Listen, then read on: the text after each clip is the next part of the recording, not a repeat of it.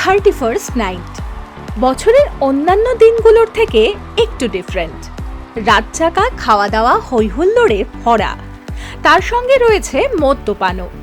পরদিন সকাল সকাল ঘুম থেকে ওঠার তাড়া নেই, তাই একটু অনিয়ম হলে ক্ষতি নেই, কিন্তু ঝক্কি আছে। এক রাতে এত অত্যাচার কি পেট সইতে পারবে? পরদিন সকালে যদি হ্যাংওভার থাকে কিংবা গ্যাস অম্বলে ভুগতে হয়, তখন 1 জানুয়ারির প্ল্যানও মাটি হয়ে যাবে।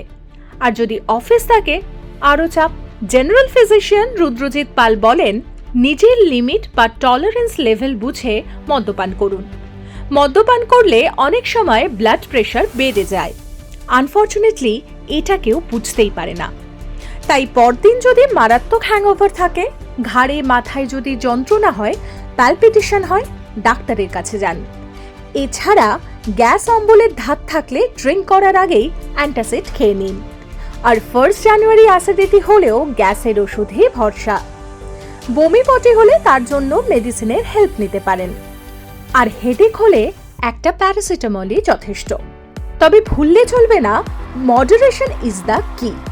সুতরাং বর্ষ শেষ ও নতুন বছরের উদযাপনের মাঝে হেলথও যেন থাকে প্রায়োরিটিতে।